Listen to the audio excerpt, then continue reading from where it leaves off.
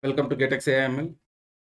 What is kernel trick? Let us understand what is kernel function and what is this trick, so-called trick. Okay. So you understood the concept of the hard margin as well as the soft margin support vector machine. There, to understand, we have just taken simple data set where you can easily classify. The idea was so that you can easily understand the margins and the hyperplane concept.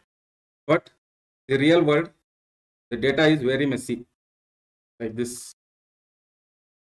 Here, what was the assumption we had in our SVM is that we are using a hyperplane or a plane or a line to separate two classes.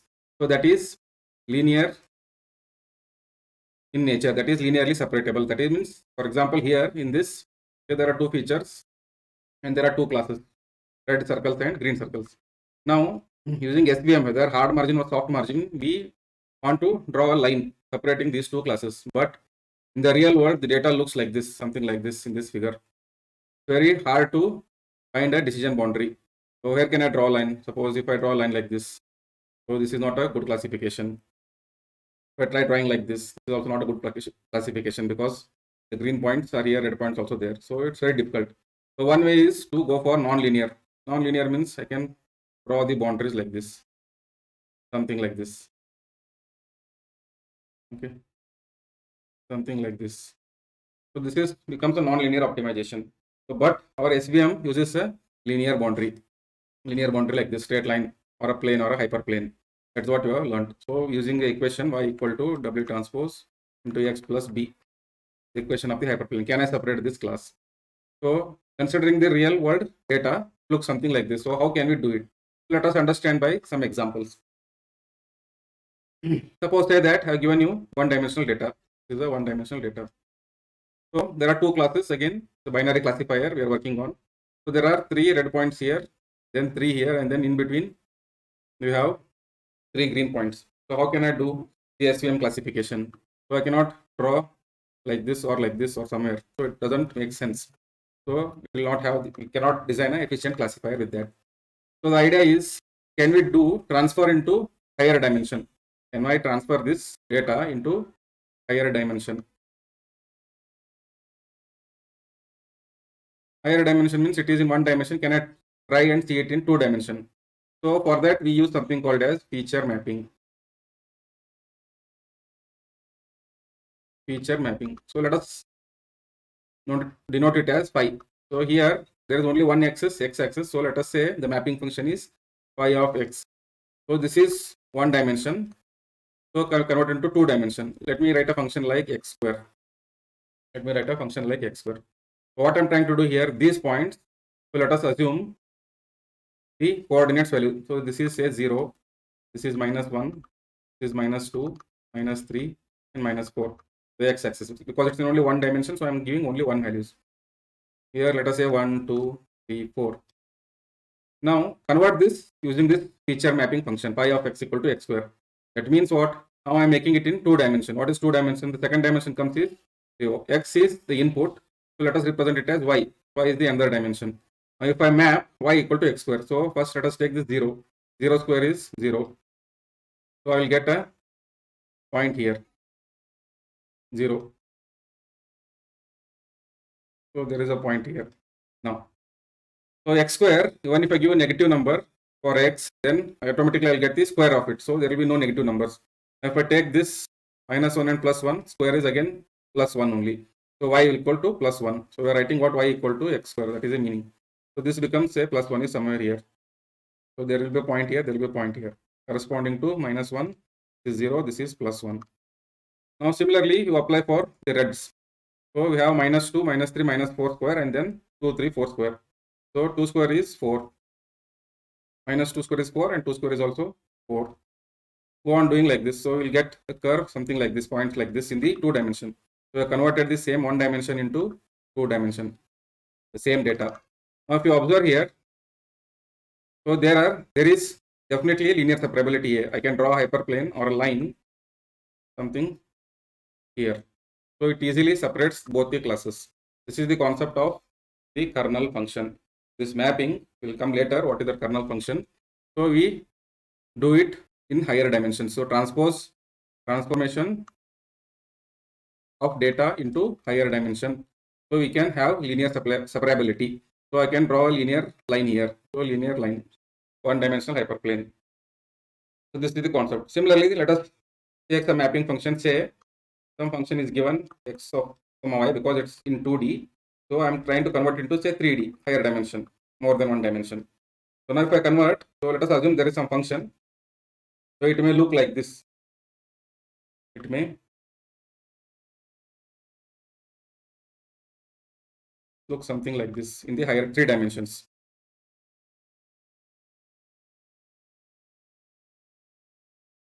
So for that class red, and then similarly for class green. So it is in 3 dimensions, x, y, z are mentioned in the coordinates. So x, y, and z. Converting this 2 dimension in a plane. This is in a plane now. Converting it to 3 dimension. Now if you see there is a clear distinction. I can draw a hyperplane like this. So I can draw a hyperplane separating these lines. Something like this. So this is one class, this is another class. So this is again linear separable. I'm using the hyperplane equation to separate this. So this is the concept of the kernel function. So we will understand now what is this kernel function. So basically it's a mapping. Now the kernel function is different and there is a trick. What is a trick? We'll understand later. First we'll understand what is this function. See, we know our classifier function, SVM classifier function we have can be given as f of x is equal to sine of w transpose into x plus b. Okay.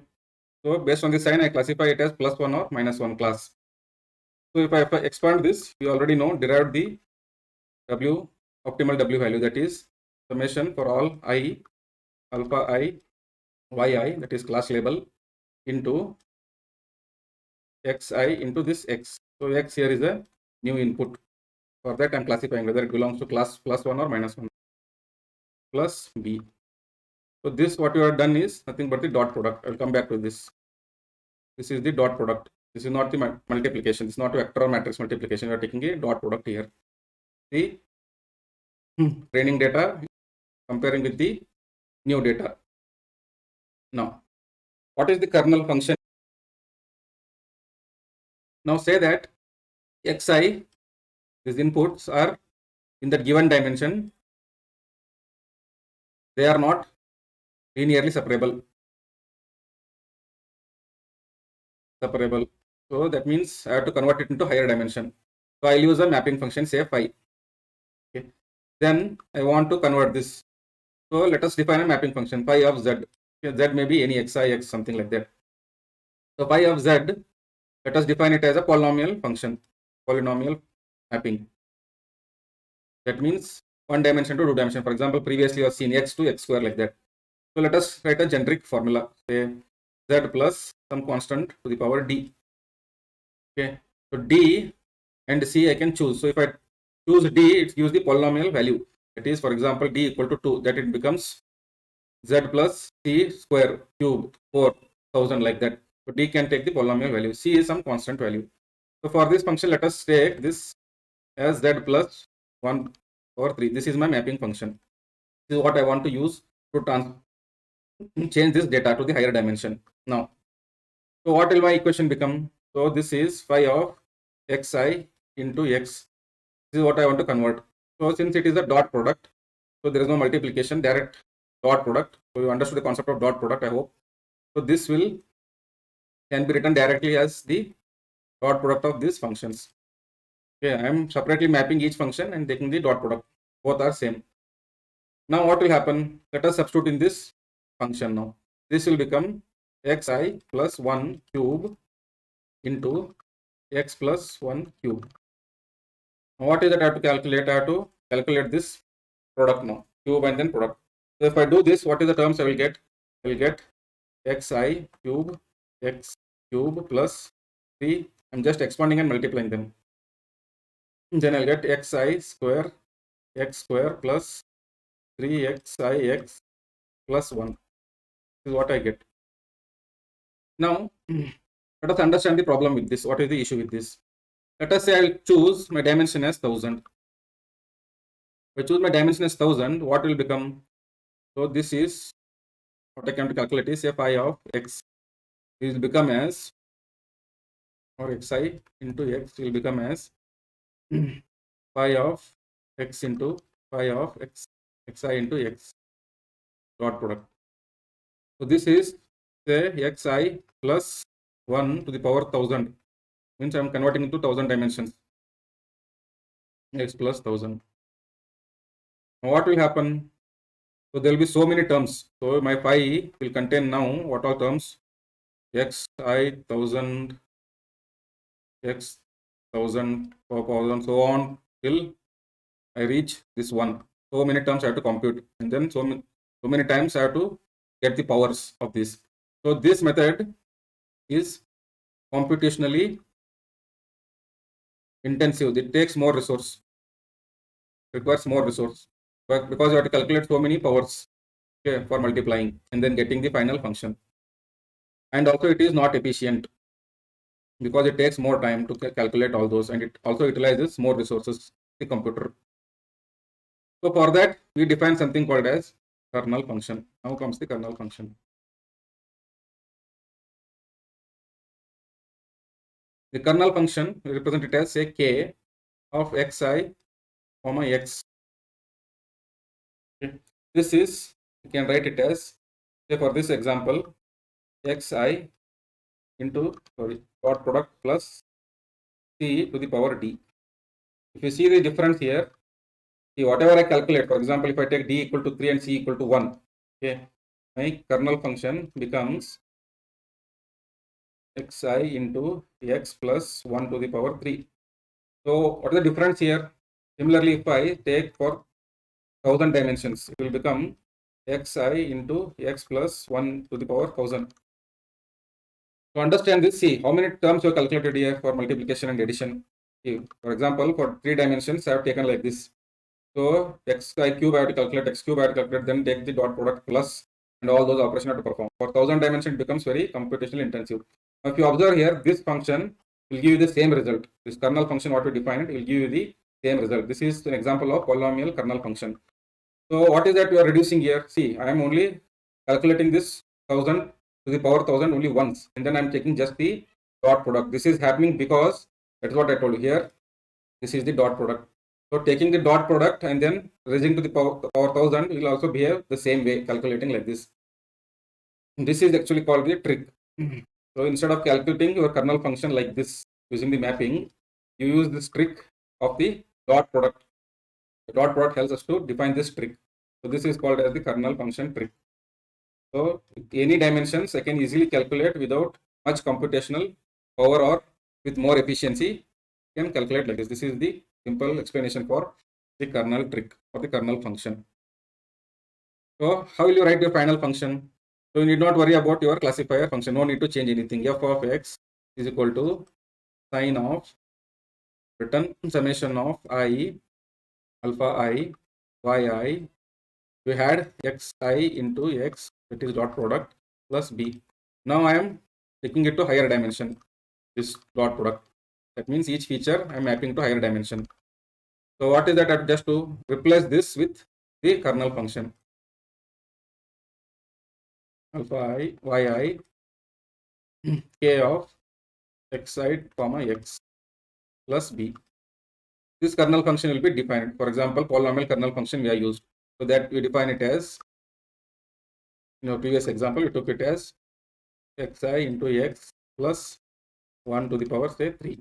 This is sufficient. So what is that I will do here? Every time I take the dot product, add 1 and then take the cube of it. That's it. I will not calculate this entire terms, split them and then multiply them, and I need not do it. So it becomes computationally intensive. Now it is very efficient. This is how the kernel trick or kernel function works.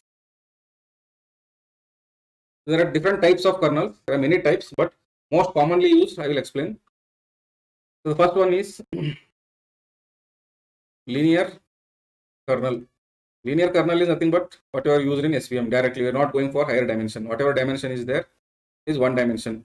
So we will write here k of xi comma x, nothing but what, in one dimension only, whatever dot product. So same thing, this remains same. This remains same, that is linear. Second, you have tried with polynomial kernel. Polynomial you have seen now, just now only.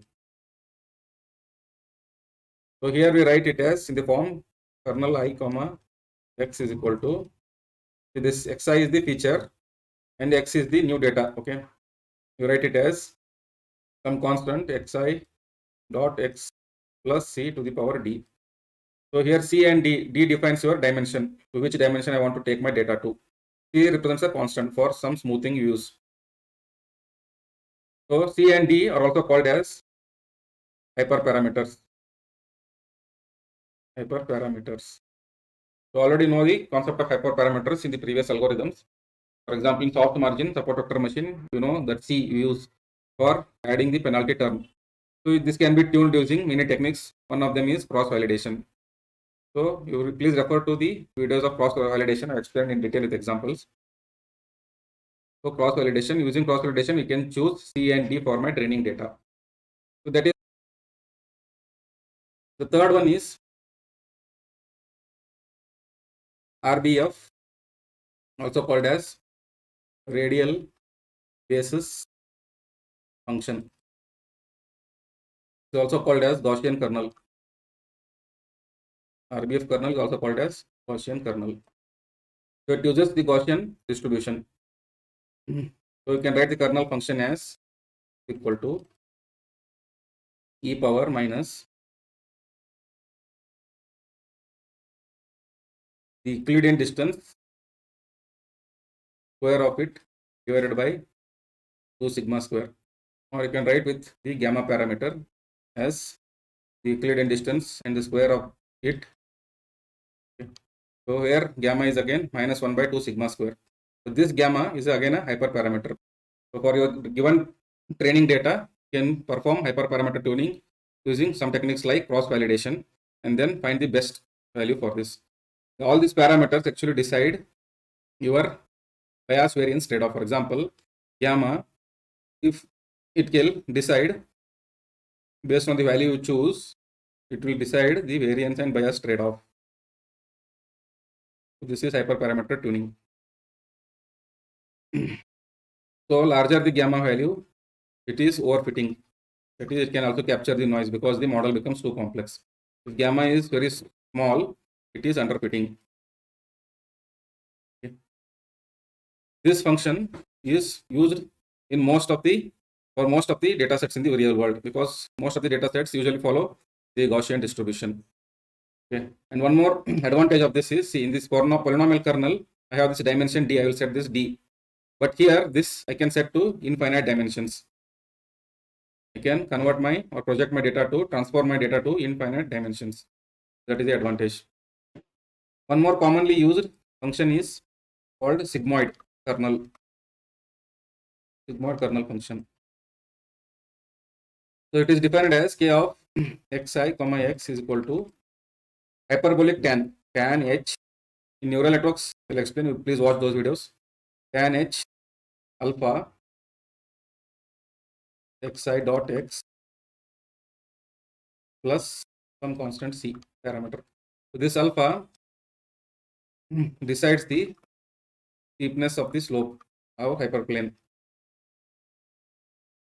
It is something like slope for your line. How steep is your hyperplane?